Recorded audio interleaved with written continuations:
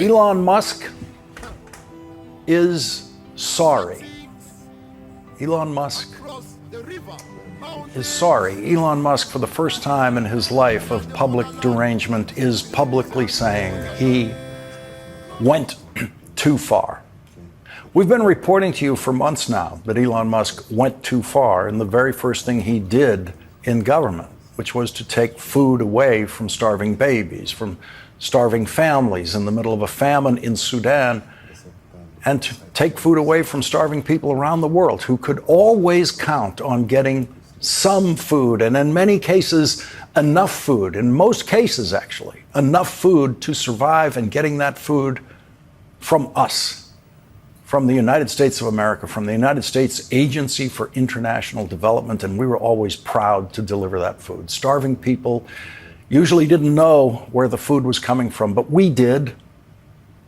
And we were proud to be able to feed the starving people of the world with the surplus of food that this country has been producing for more than 100 years. The Great Plains became the breadbasket of the world when this country started producing more food than we could consume. And in the 20th century, and the United States proudly sent its first food relief shipment across an ocean in 1847, bound for Ireland to deliver famine relief there. And it wasn't enough, but it was something. Millions of Irish children and adults still starved to death. But the United States tried. The United States tried to help and did help. We sent food. We allowed Irish immigrants to come to this country where they could find work and food and never risk starvation again. And Elon Musk knew none of that history. Elon Musk never asked how many starving children were waiting for that food when he personally ordered a complete shutdown of the delivery of that food, which is now rotting in warehouses around the world. Elon Musk wanted the food to rot instead of delivering it to starving children and starving people. Elon Musk went way too far in shutting down the delivery of food to the starving around the world, the delivery of medicine, life-saving medicine to AIDS patients in Africa who have no other source of life-saving medicine. And so, yes, Elon Musk went too far. He went so far as to kill 300,000 people, because there's nothing else you can call it when you take food away from starving people. The latest estimate is 300,000 deaths. And there is no one else in American history who is personally responsible for the death of 300,000 people. No one person is personally responsible for 300,000 people dying in American history except Elon Musk, by one decision. But Elon Musk is not sorry about that. He's sorry, but he's not sorry about that. Elon Musk is not sorry about one death of one starving baby or the death of thousands of starving babies. Elon Musk doesn't think that that was going too far. Elon Musk invaded the Social Security Administration and may have obtained personal data on you and 300 million Americans. And he may be in possession of that personal data tonight as a private citizen, but he's not sorry about that. Elon Musk doesn't think his invasion of Social Security was going too far. In the middle of the night last night, when everyone in America not working a night shift was in bed at 3:04 a.m., Elon Musk tweeted, "I regret some of my posts about President Donald Trump last week. They went too far. They went too far." Elon Musk thinks that was going too far.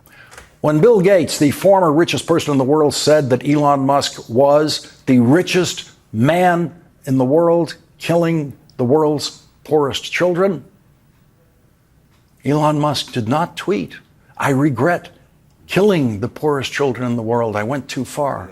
And Elon Musk did not sue Bill Gates for saying that. Elon Musk did not say Bill Gates was wrong. The only person who Elon Musk regrets harming, the only person in the world he regrets harming now is Donald Trump.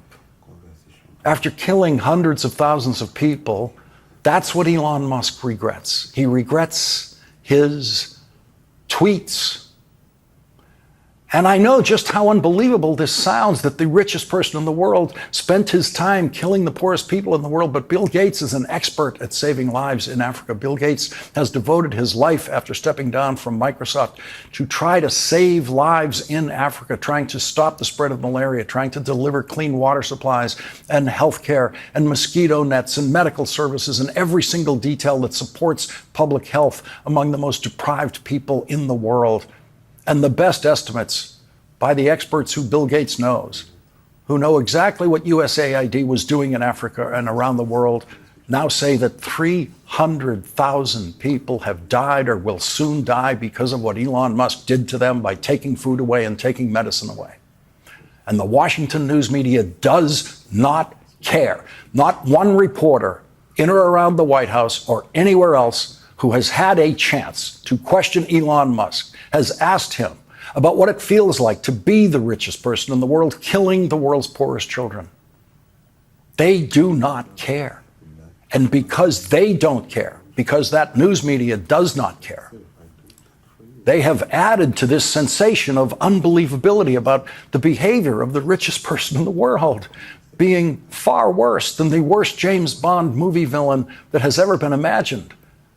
There is no way to get through a Washington press corps more concerned today with last year's presidential campaign than they are with Donald Trump and Elon Musk killing children in Africa. There's no way to get through to them. And so when you hear just one person talking about it, you have a right to find it hard to believe. You have a right to wonder about it. You have a right to think that at some basic level there are limits to human cruelty, but we know that there are not.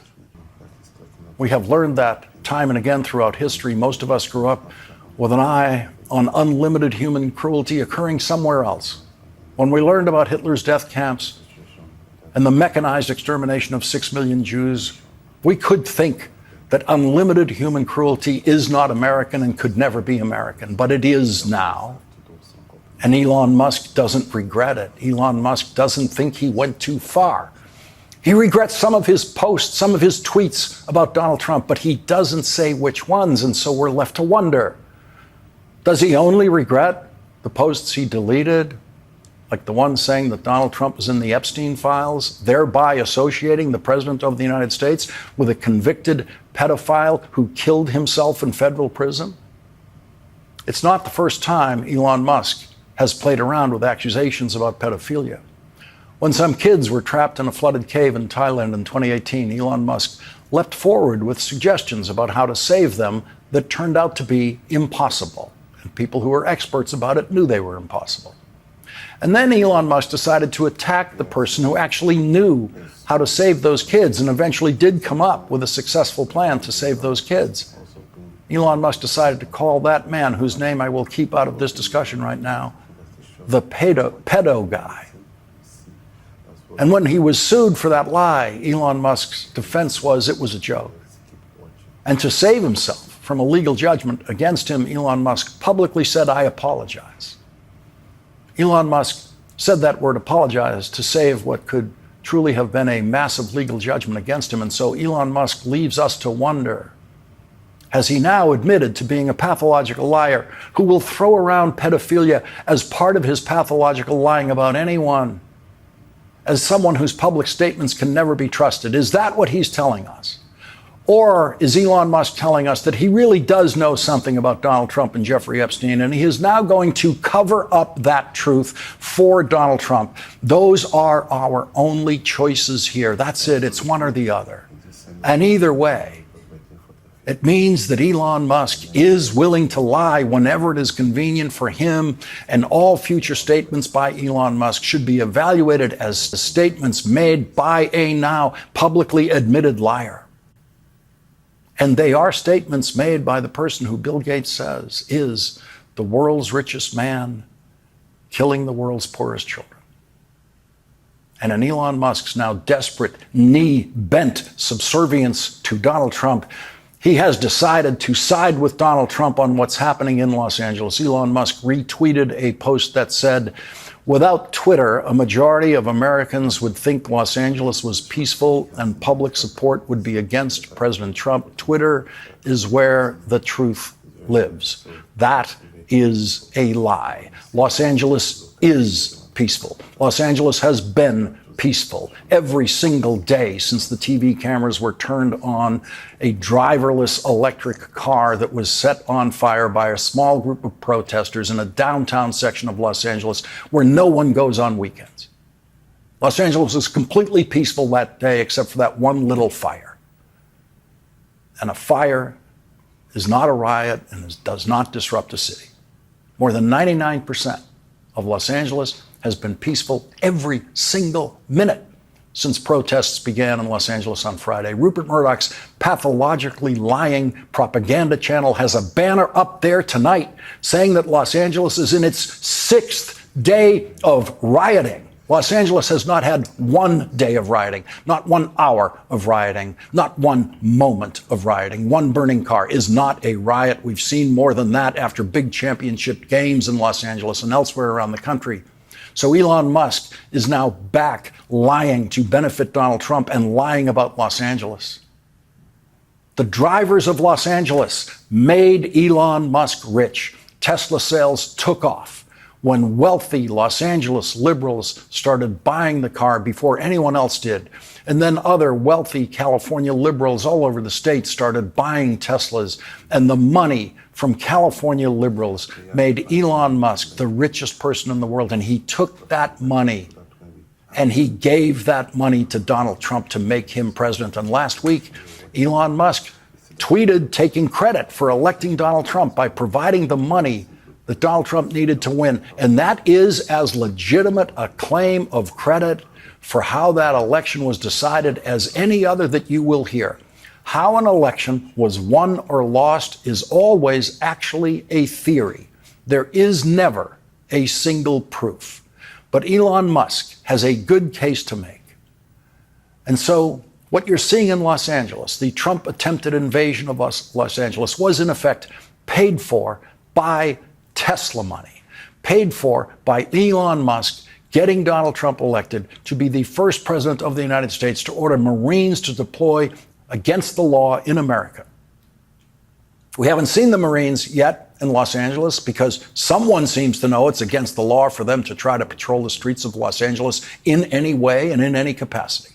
It is also against the law for the federalized National Guard, which makes them federal troops, not state National Guard troops. It is against the law for those federalized troops to participate in arrests, and they are now admitting to doing that, not realizing apparently that it is against the law.